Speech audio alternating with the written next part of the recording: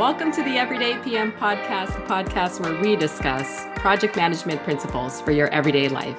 My name is Campea. I am the founder and host of the Everyday PM, and I am excited to welcome Ben Chan, who is a consultant. He's a coach, he's a project manager, he's all the things that we get to discuss with him today. So, Ben, welcome to the podcast. Thanks for taking the time to chat with us. No, thank you for having me on. It's lovely to be here.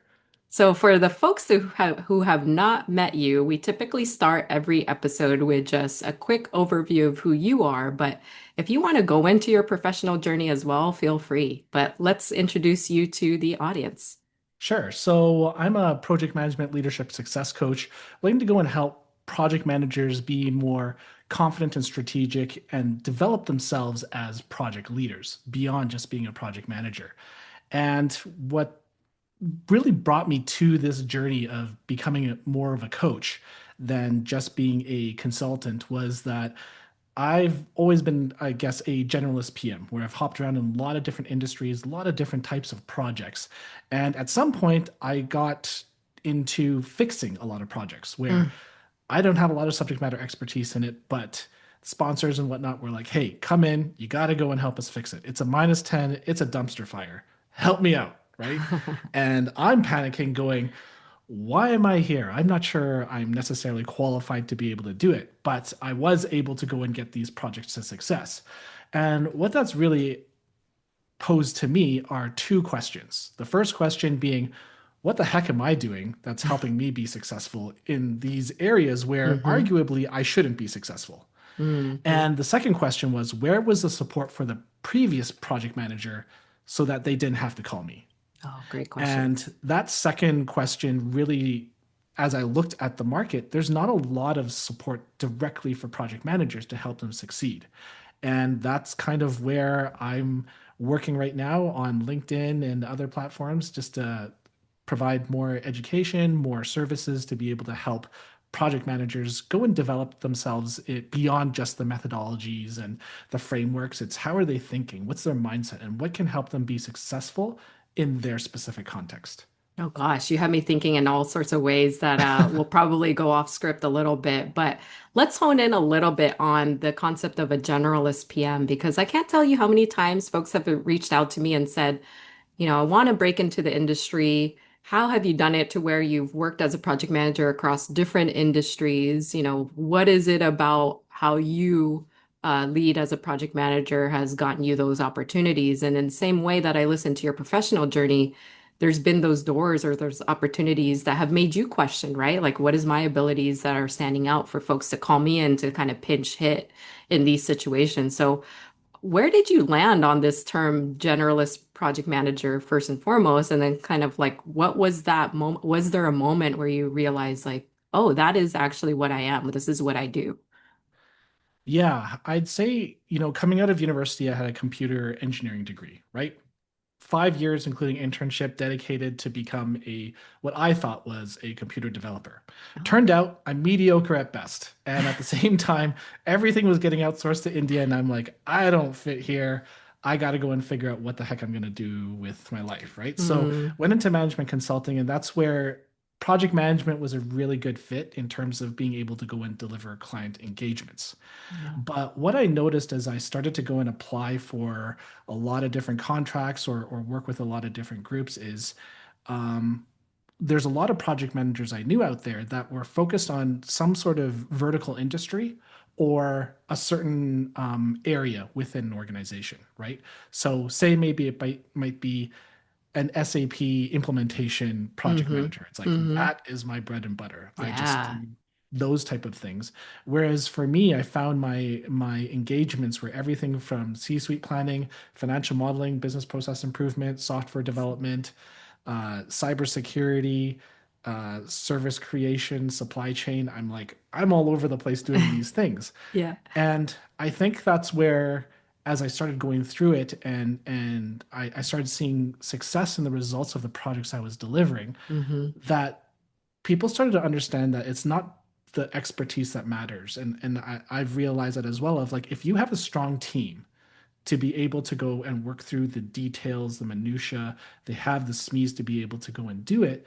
My job isn't to know all of those areas. It's to go Hmm. and help guide them to be able to get things done. Yeah. And I have a little bit of a saying of like, look, if I'm on a software project and you have me coding, we have a problem. If I'm on a construction project and you have me digging the hole, there's a problem, right? Hmm. Hmm. So in in trying to be able to go and deliver these projects successfully, it's not necessarily knowing all the details of what the project is Yeah. doing and what every single person is doing. What it requires me to do is actually learn quickly. Uh-huh. Yep. It's not to Yeah. know it, but it's that I need to learn enough about it to be able to understand how that puzzle fits together. Because Yeah. they're really strong at one puzzle piece, but my purpose is to help put the entire puzzle together of all the different little pieces. Yeah. What I think is cool about listening to your journey is that you still found a way for you to play in that space that you thought you were originally going to be living Right. in your professional journey, and then find what your skill sets are that would play well to allow you to still be a part of that without actually being the developer that you said. What did you say? You weren't great at it. I'm just going to say that. I'll say Uh, mediocre. Yeah. Mediocre, that was the word you used. I think it's really cool that you're able to still do that. You're still able to work with folks in that role and probably have, I'm assuming having that background then has played well into being able to be a project manager in spaces like that, where you do have to work with folks that are in the role that maybe you thought you were going to end up in one day. Yeah, if anything, it's helped me think a little bit more critically of how things fit together, right? Hmm. Because I have to ask more questions to understand. And at the same time, because I've been able to go and work in different projects and different industries, there's a lot of good cross-pollination of ideas Yeah. where, sometimes people will be like, I've always done it like that. And you ask why. And that's the answer. I don't know. That's just what we do, right? Hmm. Hmm. Organizations, software ones, I know they're all about agile, but when you look at how they communicate with their users, their customers and such, it's like, are they ready to go and work in an agile fashion with you? Because you can't control that. Do you Hmm. need that to actually be a little bit more waterfall? And they gasp. Everyone's Yeah. clutching their pearls. How dare you? Never. Yeah, but I never. And so it's then seeing, but how do these ideas work together to actually deliver better, right? Yeah. And so it allows me to go in, I don't know, I guess be more creative in Mm. what that delivery approach can look like and not being just like, this is how cybersecurity does it. This is how our energy industry delivers things, right? Think a little bit of how all these different areas, they're all successful in their own ways. How can you have them cross pollinate across each Yeah. other to deliver? Yeah, I love that. It's like you're able to remove an element of bias because you haven't worn any of the hats of the folks that you've had to work with. And I think that's a really cool way to diversify yourself as well as see different perspectives. And that's really good advice for those listening in terms of just asking why. You know how crazy it is to just ask somebody why, and they are always, even though you might have asked them like 15 times on other projects, they still get surprised by it. I don't know if that Yeah. happens to you, Ben, but it happens to me all the time.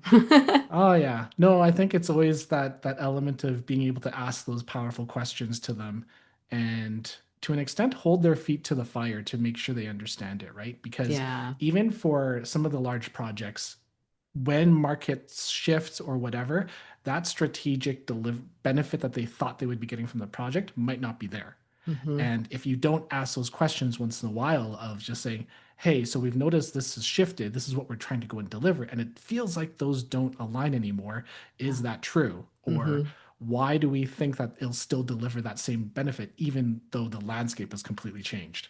Yeah. Yeah. I mean, you exactly. And kind of probing, continuing to probe to have them think in that way, I think is really, really important. And I'm assuming you've been able to do that across industries, kind of take that same mentality and do the same wizardry across projects, whether it was in the tech space or otherwise, because I know your portfolio is pretty vast.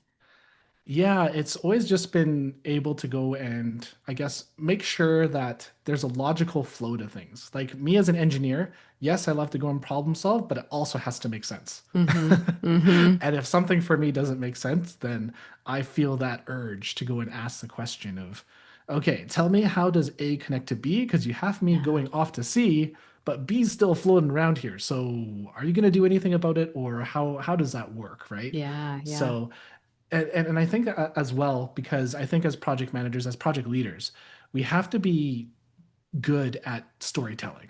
Hmm. And if we don't have, I will say, that logical connection sometimes to be able to do it, you can definitely work through an emotion. But if you don't even connect at a logical level, those gaps will start to show, and you're not going to be able to communicate with your team, your sponsor, or your stakeholders in any effective way if you can't make sense of what's in front of you. Yeah. What are some of the questions that you would promote? I mean, obviously outside of asking why, Yeah. for those who have reached out to you for support in this area of essentially, how do I connect strategy to execution? Because as PMs, we typically walk into an environment where well, at least I have execution focused. The Yeah. connection to strategy kind of comes later in the Mhm. career. Again, my personal journey, probably not everybody's. But what are some of those best practices, some of your wizardry, the questions that you ask to kind of tease that out? I know that's a big emphasis in how you work with folks that you coach. Yeah, I think part of it is as you look at all the different, I'll say, artifacts that you have, right? So, say it's the business case, right? Does that make sense? Hmm. And as you're delivering, is continually to go and understand, does that thread still hold true? Hmm. And part of asking questions, and this is, actually have a whole presentation that I've built out on asking questions, right? Amazing. Is one is like, how do you ask the questions Okay. to people? Because why is actually quite can feel very offensive, Yeah.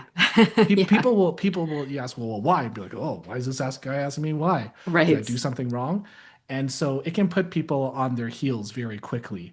And already then you can see perhaps some of the relationships being impacted in that way, right? Yeah. So how do you ask why without asking why? Hmm. And a lot of that time, and I don't know if it's maybe because I have the advantage of being a generalist, is I can play dumb very easily. So a lot of the time I will have to help me understand, Uh-huh. how does this work? How does this piece or this process allow us to deliver better, or be able to go and execute more efficiently, right? Hmm. It then comes from a place of me in my ignorance trying to be able to go and make sense of the world around me like a child, right? Yeah.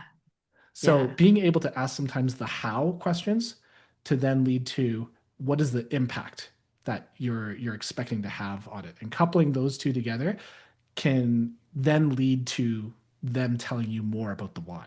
Oh, yeah. That's magic. Yeah, you're absolutely right. It's a little less direct or aggressive in the approach, but you're good.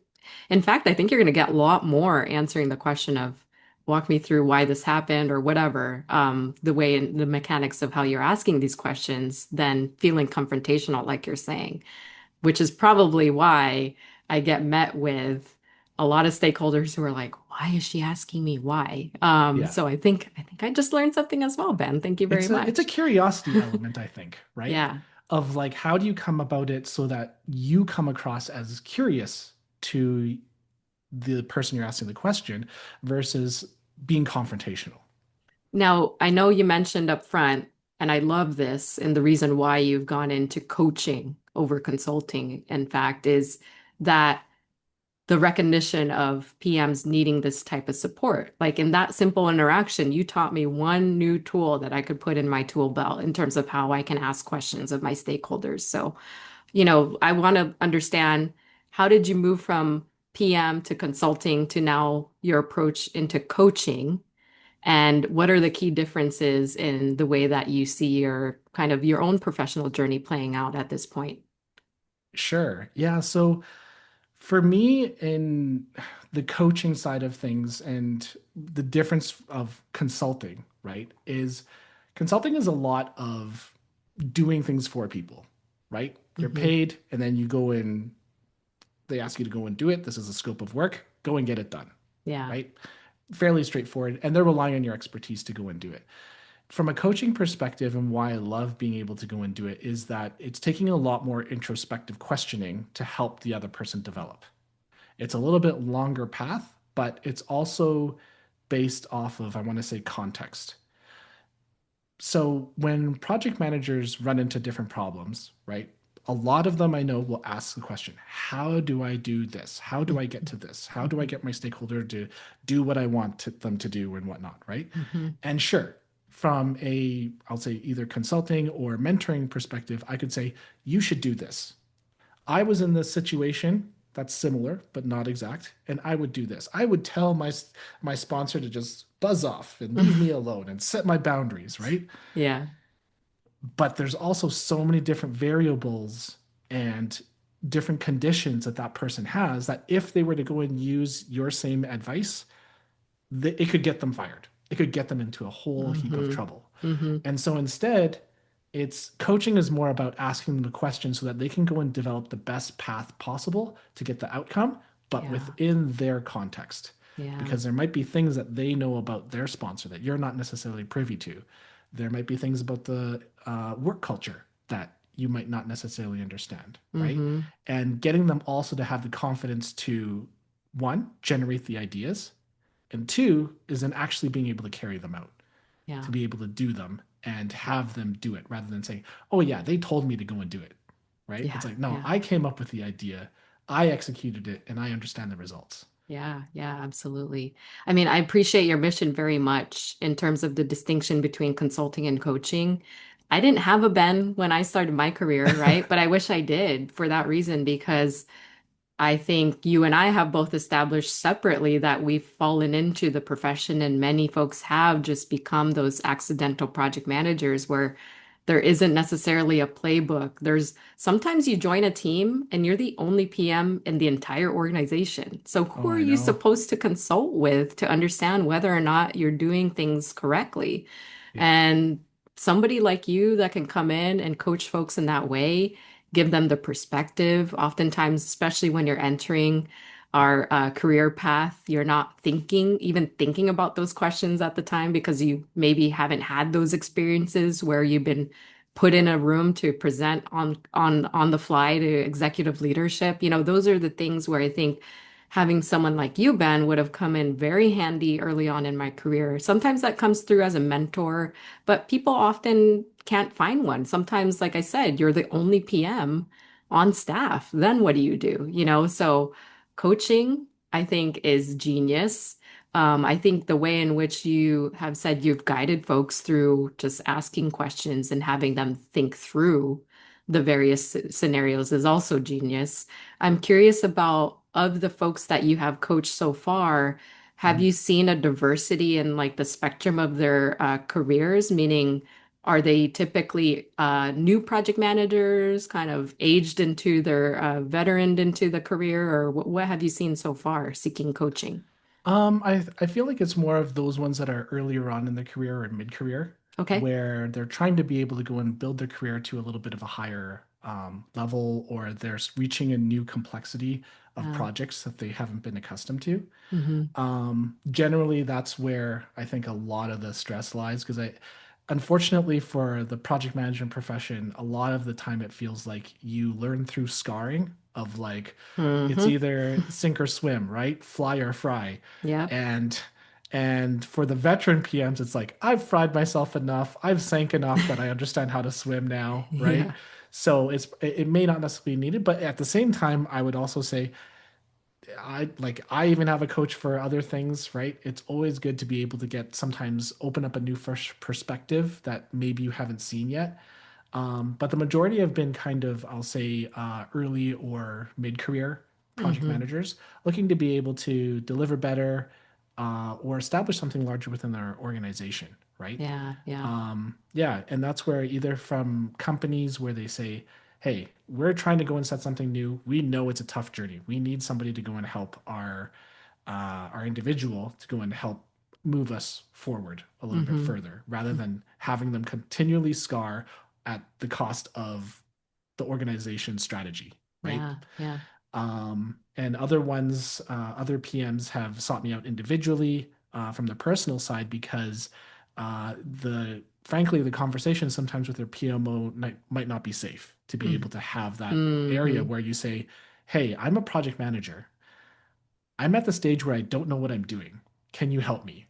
Yeah. And they may look at you and say, you don't know what you're doing.